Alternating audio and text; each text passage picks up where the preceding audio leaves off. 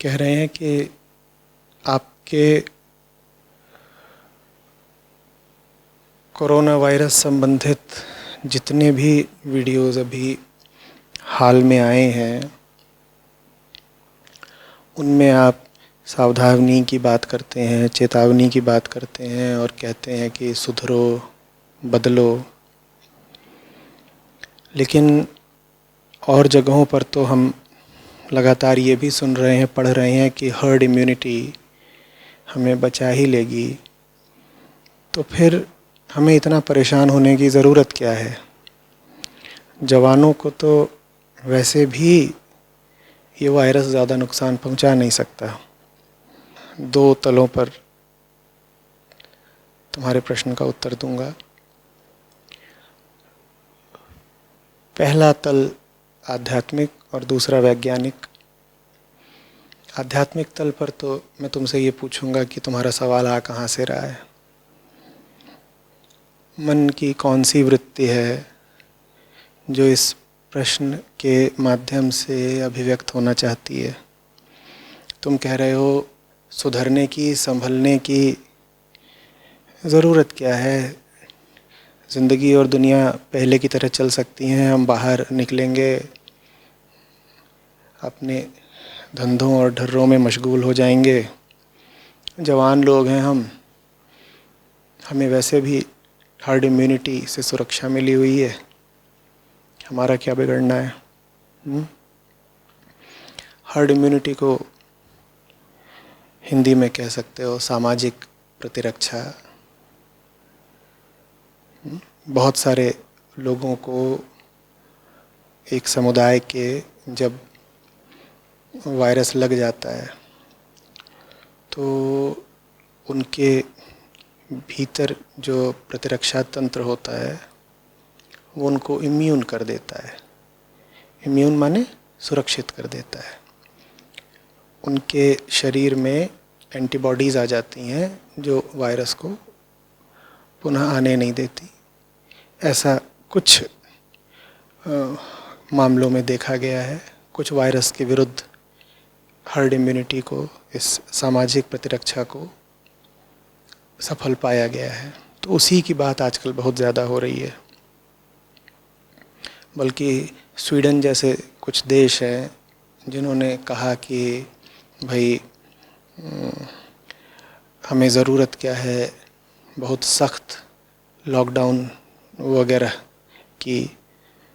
तो उन्होंने बस अपने नागरिकों को सुझाव दे दिए कि आप सोशल डिस्टेंसिंग करें, माने सामाजिक रूप से, व्यक्तिगत रूप से एक दूसरे से शारीरिक दूरी बनाकर रखें, और बाकी आपकी मर्ज़ी है। आप काम धंधे चालू रखना चाहते हैं तो आप जाने, आप सड़कों पे आना चाहते हैं आप जाने। इस तरह से करा स्वीडन ने, ऐसा करा। उसका भी उदाहरण लेके बहुत लोग कहते हैं कि भाई हम भी वो नहीं, क्यों नहीं कर लेते। ये सब तर्क जो लोग दे रहे हैं वो अधिकांशतः वो लोग हैं जो किसी युक्ति से बस पुरानी व्यवस्था को कायम रखना चाहते हैं। ये मानसिक आध्यात्मिक पक्ष है हर्ड इम्यूनिटी के पैरोकारों का। वो कह रहे हैं क्यों तुम हमारे पुराने ढर्रों में खलल डाल रहे हो भाई? बाहर निकलो।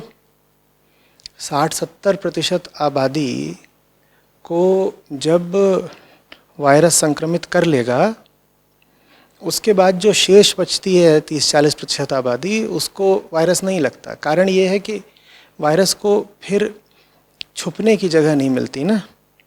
उसको एक शरीर चाहिए मेहमान के तौर पर, होस्ट के तौर पर। वो होस्ट मिलना उसको बंद हो जाता है। 60-70% लोगों में तो अब इम्यूनिटी विकसित हो गई तो फिर बाकी लोग भी बच जाते हैं।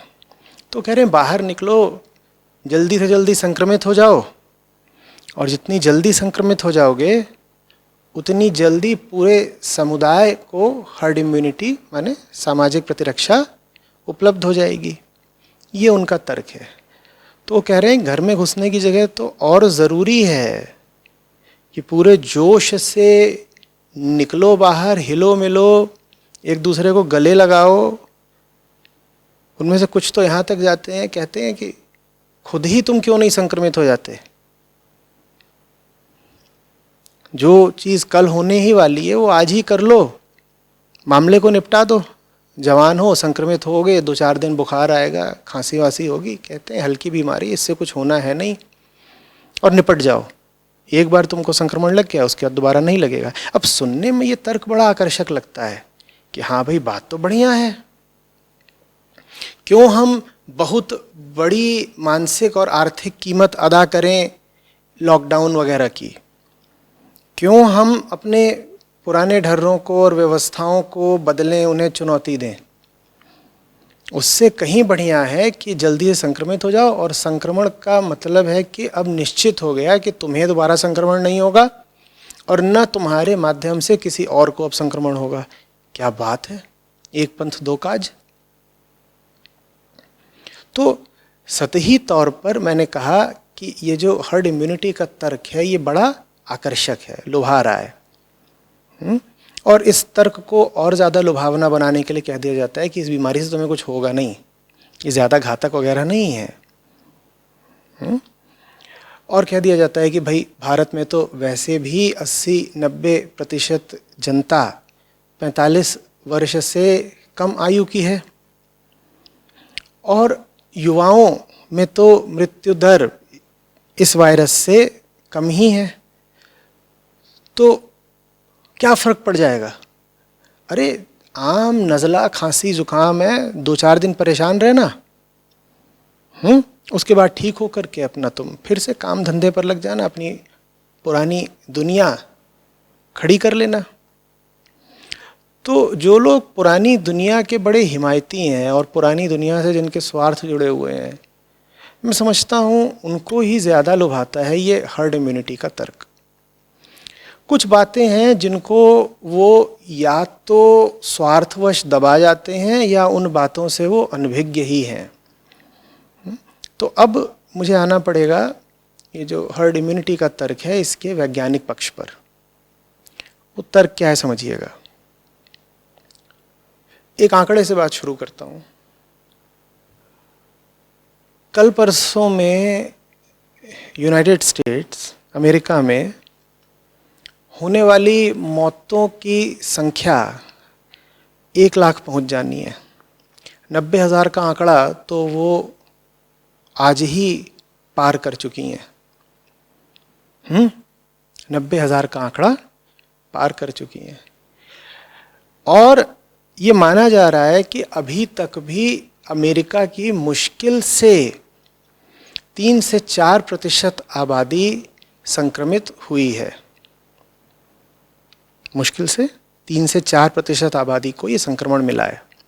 हालांकि आधिकारिक तौर पर जो मामले घोषित किए गए हैं कि भाई इतने लोगों को हमारे यहाँ संक्रमण है, वो 3-4% भी नहीं है, वो 3-4% से भी बहुत कम है, 1% भी नहीं है। लेकिन छुपे हुए मामले होते हैं, है ना। ऐसे लोग होते हैं जो कोई चिन्ह लक्षण नहीं दिखाते, एसिम्प्टोमेटिक होते हैं, वो बिना लक्षण के ही वायरस अपने भीतर लेकर के घूमते रहते हैं। तो उनको भी गिन लिया ताकि वैज्ञानिक तौर पर जो गिनती है वो बिल्कुल पुख्ता रहे। उनको तुम सबको भी गिन लो तो जो कुल मामले हैं अमेरिका में जो अभी तक संक्रमित हुए हैं वो अधिक से अधिक अमेरिका की आबादी का 3-4% है। ठीक है ना। 32-35 करोड़ की अमेरिका की आबादी है। अब अगर मान लो 4% भी हैं, जो अधिक से अधिक का आंकड़ा है, 4% आबादी के संक्रमित होने पर 1 लाख मौतें हैं। तो हर्ड इम्यूनिटी के लिए हमको कम से कम कितने प्रतिशत आबादी को संक्रमित करना है? 70%। 4% आबादी संक्रमित हुई तो 1 लाख मौतें हो गई, और 4% भी अभी हम बहुत बढ़ा के कह रहे हैं। हो सकता है कि संक्रमित 1 या 2% हुई हो आबादी। बात समझ में आ रही है? हम 4% माने ले रहे हैं। 4% आबादी के संक्रमित होने पर 1 लाख मौतें हैं। 70% आबादी के संक्रमित होने पर कितनी मौतें? 17-18 लाख। ये आप कम बोल रहे हैं, क्योंकि अभी आप बस वो मौतें गिन रहे हैं जो तब हुई हैं जब अस्पताल आने वाले रोगियों की संख्या सीमित है। आपको हर्ड इम्यूनिटी चाहिए और जल्दी चाहिए, तो आप क्या करेंगे? आप कहेंगे जल्दी से महीने 2 महीने के अंदर ही सब संक्रमित हो जाएं। जब जल्दी ही सब संक्रमित हो जाएंगे तो ये जो 70% आबादी संक्रमित होने वाली है, ये एक साथ टूटेगी अस्पतालों पर। ठीक, अभी तक वो आबादी अस्पताल किस तरीके से जा रही है? वो रुक रुक कर, ठहर ठहर कर जा रही है, एक स्टैगर्ड तरीके से जा रही है। आप कह रहे हैं साहब हमें हर्ड इम्यूनिटी चाहिए। ठीक है, हर्ड इम्यूनिटी चाहिए, सब निकल पड़ो, एक दूसरे से मिल लो, पूरी आबादी फिर टूटेगी अस्पतालों पर, फिर अस्पतालों के पास आपकी जान बचाने का मौका नहीं मिलेगा। तो अभी अस्पताल जाने वालों में से मरने वाले लोगों का अनुपात जितना है, वो अनुपात जबरदस्त रूप से बढ़ जाएगा अगर आपने हर्ड इम्यूनिटी के सिद्धांत का पालन किया, उसे आपने वरीयता दी। बात समझ रहे हो? तो 17-18 लाख मौतें नहीं होंगी। हमने तो सीधा सीधा गणित कर दिया कि 4% आबादी संक्रमित है तो 1 लाख मौतें, तो 70% आबादी जो हमें हर्ड इम्यूनिटी के थ्रेशोल्ड के लिए चाहिए, उसके लिए हमने कह दिया 17-18 लाख मौतें। नहीं, 17-18 लाख मौतें नहीं होंगी। दिल कांप जाएगा ये अनुमान लगाने में भी कि कितनी मौतें हो सकती हैं। कोई बड़ी बात नहीं, हम करोड़ों में बात कर रहे हो। बात समझ में आ रही है? तो ये तो पहली चीज, आप तैयार हो इतनी मौतें झेलने को? जो लोग कहते हैं कि अरे बाहर निकलो ना, जल्दी से काम धंधा शुरू करो, हर्ड इम्यूनिटी लाओ, मैं पूछ रहा हूं इतनी मौतें झेलने को तैयार हो? हर्ड इम्यूनिटी की तो बात कर रहे हो, और वो सब मौतें फिर अगले 2-3 महीने में ही हो जानी है, क्योंकि हर्ड इम्यूनिटी का तो मतलब ही है कि सबको लग जाए जल्दी से जल्दी, ताकि फिर पूरी छूट मिल जाए घूमने फिरने की, पुरानी व्यवस्था पर, पुराने तरीकों से काम करने की। हर्ड इम्यूनिटी का तो मतलब ही यही है। हम तैयार हैं क्या इतनी मौतें झेलने के लिए? और मैंने कहा 18 नहीं, वो पता नहीं कितना बड़ा आंकड़ा होगा। और अभी उसमें एक बात हमने जोड़ी नहीं है, क्या? जब उस स्तर पर मौतें होती हैं तो कानून व्यवस्था भी टूटकर बिखर जाती है। सिर्फ चिकित्सा व्यवस्था ही नहीं बिखरती, ऐसा नहीं कि फिर सिर्फ अस्पतालों पर बहुत दबाव पड़ रहा होगा, फिर सरकारी प्रबंधन पर, प्रशासन पर और कानून व्यवस्था पर भी बहुत जबरदस्त दबाव पड़ेगा। पूरा जो सामाजिक ढांचा है वही एकदम टूटकर बिखर जाना है। हम तैयार हैं उसके लिए? हर्ड इम्यूनिटी की बात तो हम कर रहे हैं।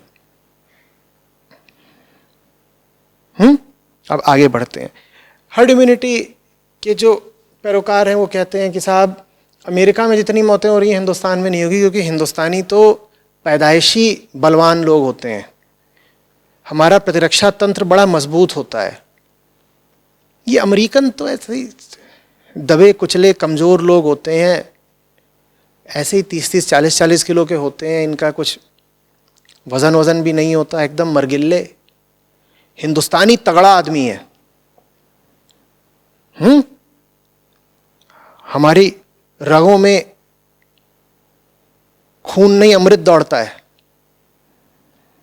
हम नहीं मरने वाले, हमें क्या होगा? वो फिर बड़े जबरदस्त देसी तर्क बताते हैं। वो कहते हैं देखो अमेरिका वाले साफ ज़्यादा रहते हैं ना, तो इसीलिए उनका जो इम्यून सिस्टम है, जो प्रतिरक्षा तंत्र है, वो पूरी तरह विकसित नहीं हो पाता। उनके बच्चों को बचपन से ही कभी वायरल एक्सपोजर मिला ही नहीं, वायरस से उनके बच्चों का भी सामना होता ही नहीं, तो इसीलिए उनकी जो एंटीबॉडीज़ हैं वो कमज़ोर रह जाती हैं भीतर।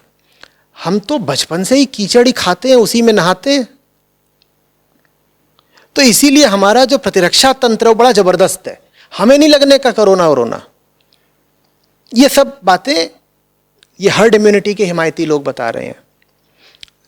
पगलों, जानते हो आज से ठीक 100 साल पहले स्पेनिश फ्लू जब आया था, इन्फ्लुएंजा, और कोरोना वायरस में मृत्यु दर इन्फ्लुएंजा से 10 गुना ज़्यादा है, ठीक 10 गुना ज़्यादा। मैं आपको आज से 100 साल पीछे ले जा रहा हूं, जब इन्फ्लुएंजा का आक्रमण हुआ था भारत पर, और वो इन्फ्लुएंजा इस नोवेल कोरोना वायरस से सिर्फ 1/10 घातक क्षमता रखती थी। तुम्हें पता है भारत में कितनी मौतें हुई थी? दुनिया भर में जितनी मौतें हुई थी उनमें से अधिकांश मौतें भारत में ही हुई थी। साफ आंकड़े उपलब्ध नहीं है कितने मरे थे, पर कम से कम 20 लाख और अधिक से अधिक शायद कई करोड़ लोग मरे थे। अगर तुम्हें पता नहीं है तो जान लो कि उस स्पेनिश फ्लू से भारत में जो मौतें हुई हैं वो लाख करोड़ में नहीं गिनी जाती, वो ऐसे गिनी जाती हैं कि भारत की कितने प्रतिशत आबादी कम हो गई, इस तरीके से गिनी जाती हैं स्पेनिश फ्लू की मौतें। उन्हीं भारतीयों में वो मौतें हुई थी जिनको लेके अब तुम कह रहे हो हम तो पैदाइशी तगड़े होते हैं, हमें कोई वायरस लगता कहाँ है। हाँ, मान लिया कि 100 साल में हमारे रहने का और खान पान का स्तर बढ़ा है, लेकिन भूलते क्यों हो कि आज भी दुनिया में सबसे ज़्यादा कुपोषित लोग और कुपोषित बच्चे भारत में हैं। तुम कितने तगड़े हो गए भाई? दुनिया में सबसे ज़्यादा कुपोषित बच्चे और कुपोषित लोग आज भी भारत में हैं। हाइपरटेंशन माने उच्च रक्तचाप और डायबिटीज़, मधुमेह और दिल की बीमारी, इन सब के सबसे ज़्यादा मामले भारत में हैं। 21 लाख तो भारत में HIV पॉजिटिव बैठे हुए हैं। और जानते हो जो HIV पॉजिटिव होता है उसका इम्यून सिस्टम कितना कमज़ोर होता है? वो बेचारा बस किसी तरह जी रहा है। उसको तुमने जहां कोई इन्फेक्शन संक्रमण दिया कि वो मुकाबला नहीं कर पाएगा। उसको तो एक साधारण जुकाम भी हो जाए तो उसके लिए बड़ा मुश्किल होता है जुकाम से भी पार पाना। उस वायरस का काम ही यही होता है HIV का, वो तुम्हारे पूरे प्रतिरक्षा तंत्र को अंदर से खत्म कर देता है। अब तुम किसी बीमारी का मुकाबला नहीं कर सकते। उसको बोलते हैं इम्यूनो डेफिशिएंसी सिंड्रोम। भारत के स्वास्थ्य परिदृश्य का ख्याल किए बिना हर्ड इम्यूनिटी की बातें भारतवासी कर रहे हैं, और खास तौर पे वो लोग जो बड़े इच्छुक हैं जल्दी से बाहर निकलें, पुरानी जिंदगी वापस मिले।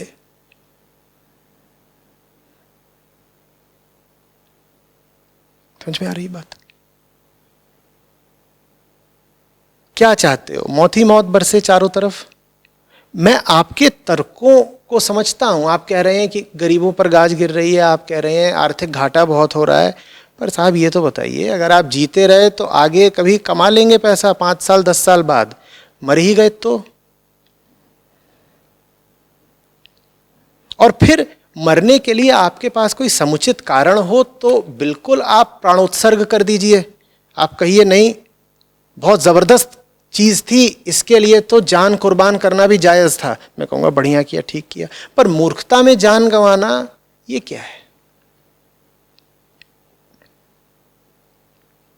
इसी तरीके से आगे बढ़िएगा। लोग कहते हैं कि हर्ड इम्यूनिटी आ जाएगी फिर तो निवृत्त हो गए, निपट गए, अब क्या करेगा कोरोना हमारा। जी नहीं साहब, आप होशियार हैं तो कोरोना आपसे थोड़ा ज्यादा ही होशियार है। तुम डाल वो पात। अभी तक कुछ निश्चित नहीं है कि इससे जो आपको इम्यूनिटी मिलती है वो कितने दिन चलती है। कोरोना अपना रूप रंग बदलता है, वो बहुरूपिया है, कतई मायावी है वो। तो आप में कोरोना के एक स्ट्रेन के प्रति इम्यूनिटी विकसित होगी, वो तब तक दूसरा हो जाएगा, म्यूटेट कर जाएगा। अब क्या कर लोगे वो इम्यूनिटी रख के? इतना ही नहीं, अगर मान लिया कि वही स्ट्रेन भी, वायरस का वही संस्करण भी, वही वर्जन भी आपके सामने आ गया, तो भी आपने जो इम्यूनिटी विकसित करी है वो चलनी है या तो 6 महीने या साल भर या 1.5 साल, लंबे समय तक नहीं चलनी है। तो क्यों फिर जिन देशों में ये बात करी गई थी कि हम प्रयोग करेंगे हर्ड इम्यूनिटी का, वहां पर सामाजिक व्यवस्था भाई जरा दूसरे तरीके की है। स्वीडन ने कहा कि we will send the elderly to old age homes और स्पेशल केयर होम्स। हम अपने बूढ़ों को विशेष सुरक्षा केंद्रों में भेज देंगे। वहां ऐसा चलता है क्योंकि वहां जो बूढ़े लोग हैं वो तो वैसे ही अलग रह रहे होते हैं। बहुत बड़ा अनुपात होता है ऐसे वृद्धजनों का जो अपने लड़के लड़कियों के पास रह ही नहीं रहे होते, लड़के लड़कियों ने साथ रखना नहीं चाहते या वृद्धजन साथ रहना नहीं चाहते, जो भी बात हो। ये मैं इसलिए कह रहा हूँ क्योंकि हम बात करते हैं कि कोरोना से अधिकांश मौतें 60 से ऊपर की उम्र के लोगों में होती हैं और ज़बरदस्त होती हैं। इसलिए होती हैं क्योंकि कोरोना में कोमॉर्बिडिटीज़ का बड़ा महत्व है। कोमॉर्बिडिटी माने आपको पहले ही कोई बीमारी थी, साथ में कोरोना लग गया तो आप अपनी पहले वाली बीमारी के सामने खड़े नहीं रह पाए। आप चाहो तो फिर ये भी कह सकते हो कि मैं कोरोना से मरा ही नहीं, मैं तो मरा हूँ वो जो पहले वाली बीमारी है उससे। रूस ऐसा ही कर रहा है। आप देखेंगे कि रूस में संक्रमण के कितने मामले हैं तो आप पाएंगे संक्रमण में तो बड़े मामले हैं। अमेरिका के बाद रूस का ही नंबर आता है संक्रमण के मामलों में। पर अगर आप वहाँ देखेंगे कि मौतें कितनी हुई हैं तो बहुत कम, 2-3 हज़ार मुश्किल से। ये कैसी बात, इतना संक्रमण मौतें कैसे कम? क्योंकि वहाँ जो मौतें होती हैं वो पता करते हैं इसको पहले से कुछ था, कहते हैं अच्छा हाँ इसको हाइपरटेंशन था तो इसकी मौत हाइपरटेंशन से हुई है। और उनकी बात टेक्निकली गलत भी नहीं है, ठीक है। ये जो आपकी आबादी है 65 वर्ष से ऊपर के लोगों की, आप जानते हैं भारत में कितनी है? 138 करोड़ लोगों का देश है जिसमें 5 करोड़ लोग हैं 65 वर्ष से ऊपर की उम्र के, और वो सब कमज़ोर लोग हैं। हमारे वृद्धजन स्वीडन के बुजुर्गों जैसी सेहत नहीं रखते। मैं यूरोप में था और ये देख करके हैरान हुआ करता था कि यहाँ कितनी बड़ी संख्या में बूढ़े लोग साइकिलों पे निकलते हैं शाम को, और क्या उनकी फिटनेस थी। भारत के नौजवानों को पानी पिला दें, और वो 70-70, 80-80 साल के लोग हैं, वो दौड़ लगा रहे हैं, वो साइकिलों पे निकल रहे हैं। ये उनकी सेहत का हाल है। और हमारे दादा दादी कैसे हैं वो भी तुम देख लो, वो टिक पाएंगे? और 5 करोड़ की उनकी संख्या है। और स्वीडन की तरह वो अलग नहीं रहते हैं, वो तुम्हारे ही घरों में रहते हैं। भारत का सामाजिक ढांचा अलग है। यहाँ पे बुजुर्ग आदमी अभी तक घर से बाहर निकालकर फेंका नहीं गया है, तो तुम्हारे ही घर में रहता है। अब जवान आदमी कह रहा है साहब मैं तो हर्ड इम्यूनिटी चाहता हूं तो मैं तो जा रहा हूं बाहर, मैं संक्रमित होकर आ जाऊंगा। तुम तो संक्रमित होकर आ गए, और तुम्हारे ही घर में वो बगल के कमरे कोठरी में वो रहती है बुढ़िया तुम्हारी दादी, उसकी जान ले ली तुमने। अब उसको कौन बचाएगा बताओ? ये तो तुम कर नहीं पाओगे, ना करना चाहिए कि दादी को तुमने भी वृद्धाश्रम भेज दिया। और वृद्धाश्रम होते कहाँ हैं हिंदुस्तान में? वो अभी प्रथा ही नहीं है, वो कॉन्सेप्ट ही नहीं है। अच्छी बात है कि नहीं है? तो यहां तो अगर जवान आदमी को लग रहा है तो उस जवान आदमी के घर में जो बच्चा है उसको भी लगेगा, और जो बूढ़ा है उसको भी लगेगा। भारत के परिप्रेक्ष्य में हर्ड इम्यूनिटी एकदम मूर्खतापूर्ण ख्याल है। फिर तुम्हारी स्वास्थ्य व्यवस्था उन देशों जैसी नहीं है, स्वीडन जैसी नहीं है। तुम्हारा यहां जो पूरा ढांचा ही है वो वैसा नहीं है। एक बार बाढ़ आ गई मामलों की, ये देश, ये समाज नहीं झेल पाएगा। तो वैसे ही हम परेशान हैं, और आफत मत आमंत्रित करो। इस तरह के तर्कों में मत पड़ो कि निकले हैं बाइक लेकर के 4-5 यार और इकट्ठे चिकन की दुकान पे खड़े होकर के उसकी टांग चबा रहे हैं और गले मिल रहे हैं, और कोई पूछे कर क्या रहे हो तो बोले हम समाज पे एहसान कर रहे हैं, हम चाहते हैं कि हम जल्दी से जल्दी संक्रमित हो जाएं, पूरे देश में हर्ड इम्यूनिटी आएगी। ये लोग जो ऐसा करें उन्हें सामाजिक अपराधी मानना। बात कुछ आ रही है समझ में? तो फिर तरीका क्या है? तो तरीका है वो थोड़ा कठिन है, इसीलिए हम उस तरीके से मुंह चुरा रहे हैं। तरीका समझिए। हर्ड इम्यूनिटी शायद आएगी, लेकिन हमारे लिए आवश्यक है कि वो धीरे धीरे आए, जल्दी से ना आए। जल्दी से आएगी तो प्रलय की तरह आएगी। अगर उसे हम जल्दी आमंत्रित करेंगे तो वो करोड़ों लाशें गिराकर आएगी।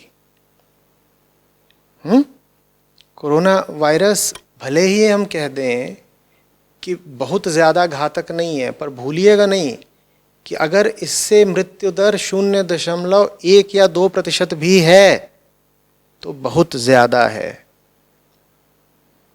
एक व्यक्ति जो मरता है वो एक मौत नहीं होती, वो अपने साथ न जाने कितनों को मानसिक रूप से मार जाता है। सिर्फ ये मत गिनेगा कि कितने लोग मरे, ये गिनेगा कितने परिवार मरे। तो मौतों को हल्के में मत लीजिए। मौत कोई आंकड़ा नहीं होती कि आप कहें इतने लोग मरेंगे चलो कोई बात नहीं। हर्ड इम्यूनिटी को शनय शनय आने दीजिए, लगने दीजिए 1-2 साल। लोग संक्रमित तो हो ही रहे हैं। जब लोग संक्रमित हो रहे हैं तो धीरे धीरे करके हर्ड इम्यूनिटी भी आ ही जाएगी। उसे तत्काल आमंत्रित मत करिए। तब तक क्या करना है? तब तक तो इस आपदा का प्रबंधन करना होगा, और वो प्रबंधन 2 तरीके से करना होगा। पहली चीज, अर्थव्यवस्था बिल्कुल ही डूब न जाए, इसके लिए बीच बीच में उन क्षेत्रों को खोल देना होगा आर्थिक गतिविधियों के लिए जिन क्षेत्रों में संक्रमण कम नजर आ रहा है। खोल दो। जब खोलोगे तो कुछ हफ्तों में या 1-2 महीने में पाओगे कि वहां पर संक्रमण का स्तर बढ़ गया। जब बढ़ जाएगा तो पुनः लॉकडाउन करो। खोलो, कुछ अर्थव्यवस्था चलने दो, फिर लॉकडाउन करो, फिर जब बढ़ जाए फिर बंद, फिर कम हो जाए फिर खोलो। ऐसे चलाना पड़ेगा। और साथ ही साथ हमको सामाजिक और आर्थिक रूप से काम करने के और जीने के नए तरीके खोजने पड़ेंगे। समझो बात को। हम ये नहीं कह सकते कि अर्थव्यवस्था पहले जिन तरीकों से चलती थी वैसे ही चलेगी, क्योंकि वैसे अब नहीं चल पाएगी। विश्व स्वास्थ्य संगठन से संदेश आया है कि कोई आवश्यक नहीं है कि वैक्सीन अगले 2 साल में भी निर्मित हो ही जाए। हम आज तक जुकाम की वैक्सीन तो निकाल नहीं पाए। कोई आवश्यक है कि हम इस वायरस की वैक्सीन निकाल लें? तो हो सकता है कि हमें अब सदा इसके साथ रहना पड़े, या कम से कम 2-4 साल तो रहना ही पड़े, जब तक कि वही हर्ड इम्यूनिटी विकसित ना हो जाए। हमें नहीं पता, लेकिन ये पक्का है कि ये जल्दी से टलने वाली बला तो नहीं है। तो हमें काम करने के, जीने के नए तरीके निकालने पड़ेंगे। यही बात मैं बार बार अपने हर संदेश में आप लोगों से कह रहा हूं। पुरानी व्यवस्था का ख्याल मत करो। पुराने ढर्रों से इतना मोह अच्छा नहीं कि नहीं हमें वैसे ही चलना जैसे पहले चलते थे। भाई दूसरे तरीके खोजो, और रो मत कि दूसरे तरीके कहां हैं, रोजगार कहां है। अब वो तुम्हारे ऊपर है। देखो भाई, तुम्हारी जिम्मेदारी कोई और तो उठाएगा नहीं। हर आदमी अकेला पैदा होता है, अकेला जीता है, अकेला जाता है। तो मेरी बात सुनने में कटु जरूर लगेगी, लेकिन हर आदमी को अपने लिए अब नए तौर तरीके भी खोजने पड़ेंगे। ये बुद्धि किस लिए दी है भगवान ने, और ये बाजू किस लिए दिए? मेहनत करने के लिए ना। तो अगर तुम्हारा रोजगार छिन रहा है या घाटे में जा रहा है तो तुम्हारे पास अब कोई विकल्प नहीं है। काम के नए तरीके खोजो, युक्ति लगाओ, जरा सोचो। हर आपदा, आफत तो होती ही होती है, साथ में अवसर भी होती है। तो तलाशो ना कि नए अवसर कहां हैं। एक नए तरीके की अर्थव्यवस्था निर्मित करनी पड़ेगी। सामाजिक मेलजोल के और सामाजिक रिश्तेदारी के भी नए तरीके विकसित करने पड़ेंगे। हम बैठे हुए इंतजार में, हमने सब कुछ रोक दिया है लॉकडाउन में, और हम इंतजार कर रहे हैं कि नहीं लॉकडाउन खुलेगा, फिर हम बिल्कुल पुराने तरीके से ही काम करेंगे और पुराने तरीके से ही मेलजोल करेंगे। भाई तुम पुराने तरीकों पे अब लौट कर नहीं जा सकते। ये पत्थर की लकीर है। बेकार में अपने आप को धोखा मत दो। तुम्हारी प्रतीक्षा व्यर्थ जाएगी। तुम बैठे इंतजार ही करते रह जाओगे कि वही सुख भरे दिन फिर से लौट के आएंगे। वो नहीं लौट के आने वाले, वो कभी शायद अब लौट के ना आए। मानव इतिहास एक मोड़ अब ले चुका है। तो कुछ नया ही करना पड़ेगा। झूठी उम्मीदें अब छोड़ो और नई जिंदगी की तरफ ध्यान लगाओ, विचार करो, कोशिश करो। समझ में आ रही है बात? हर्ड इम्यूनिटी तो विकसित होनी ही होनी है, वो तो तुम मजबूर हो, वो तो विकसित अपने आप होगी, क्योंकि लोग संक्रमित होते जा रहे हैं। धीरे धीरे करके वो 60-70% का आंकड़ा भी आ ही जाएगा जो हमें हर्ड इम्यूनिटी के लिए चाहिए। पर मैं जोर दे करके कह रहा हूं कि हमें उस 60-70% के आंकड़े तक धीरे धीरे पहुंचना चाहिए, एक झटके में नहीं। और धीरे धीरे उस तक पहुंचने में हो सकता है कई महीने लगें, कई साल लगें। तब तक हमारे लिए आवश्यक है कि हम एक नए तरीके का जीवन विकसित करें। और ये मौका है ना, पहले से बेहतर जीवन विकसित करो। पर हमारा आलस और पुरानी व्यवस्था ने हमें जो सुरक्षा दे रखी थी और उससे हमें जो मोह लगाव हो गया था, उसके कारण हम कहते हैं नहीं नहीं, नया कौन सोचे, नया कौन करे, वही पुराने जैसा मिल जाए। और हम छाती पीट के रोते हैं कि बड़ा नुकसान हो रहा है, बड़ा नुकसान हो रहा है, क्या करें वो। अरे भाई, नुकसान हो रहा है तो अब वो नुकसान तय है, निश्चित है। कुछ काम ऐसे हैं अर्थव्यवस्था में भी जो शायद अब लौट कर नहीं आने वाले, कम से कम 2-3 साल तो नहीं लौट कर आने वाले। अब या तो तुम हाथ पे हाथ धरे इंतजार करते रहो, या अपने बुद्धि और बाहुबल के प्रयोग से अपने लिए एक नई सच्चाई का निर्माण करो। यही मेरी सलाह है। जो मेरी सलाह है वो मेहनत मांगती है, इसीलिए कई लोगों को अजीब लग रही है। प्रश्नकर्ता ने भी एक तरह से आपत्ति जताई है कि आचार्य जी, आप बार बार क्यों बोलते रहते हो कि बदलो, सुधरो, कुछ और करो। हम क्यों कुछ और करें? हम तो बाहर निकलेंगे फिर अपने पुराने चाल चलन पर, और हमारे पुराने चाल चलन से फ़ायदा ये होगा कि हमें हर्ड इम्यूनिटी मिल जाएगी।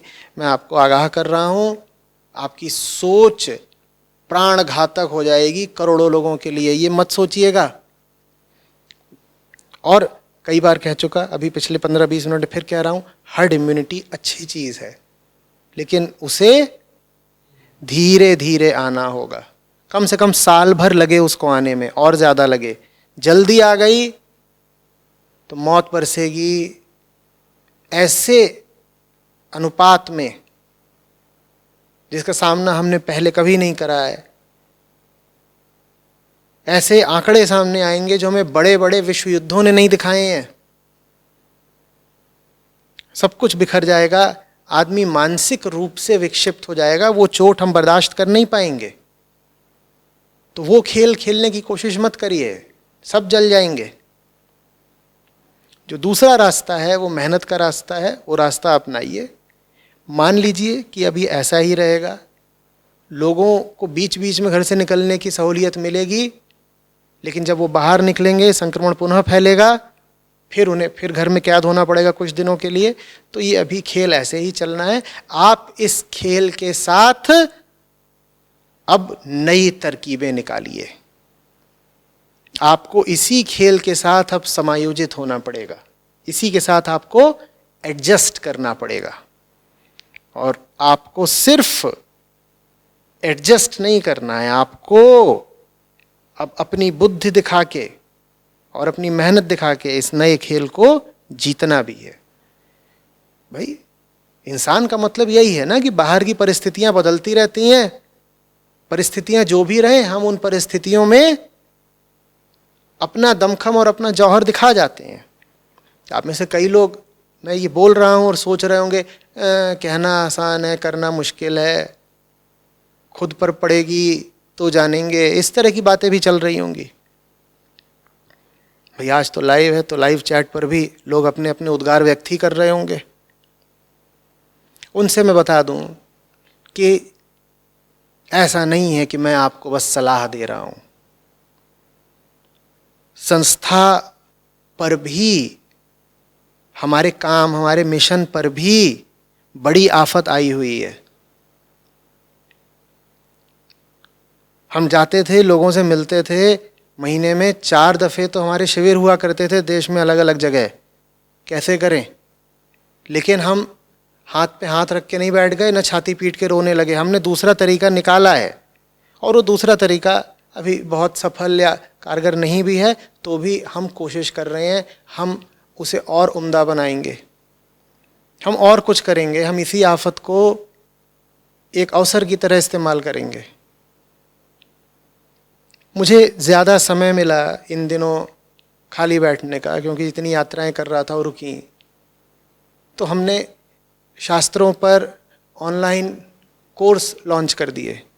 ये बहुत कीमती काम है जो हो नहीं पा रहा था हमारी पुरानी व्यवस्था, पुराने ढर्रे में, जैसे पहले संस्था और मिशन चल रहे थे। अब मौका मिला तो हमने कर डाला ना।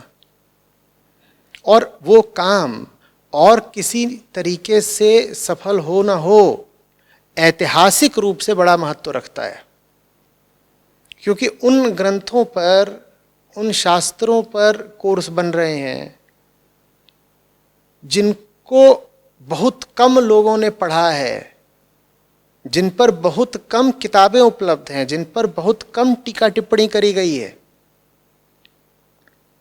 हम उन ग्रंथों को पुनः समाज की और संस्कृति की मुख्य धारा में ला रहे हैं। हम लोगों से कह रहे हैं आइए हमारे पास आइए,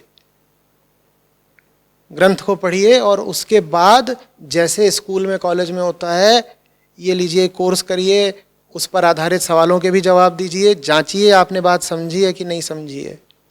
ये मैं अपनी कोई पीठ खुद नहीं थपथपा रहा, मैं बस आपको एक उदाहरण दे रहा हूँ कि आफत का सामना मौलिक चिंतन से करा जा सकता है, नई खोज से करा जा सकता है। इसी को तो इनोवेशन कहते हैं ना। तो ये मौका बहुत अच्छा है नए आविष्कार के लिए, नई जमीन तैयार करने के लिए, इनोवेट करने के लिए। आप भी करें, पुराना लौट के नहीं आएगा।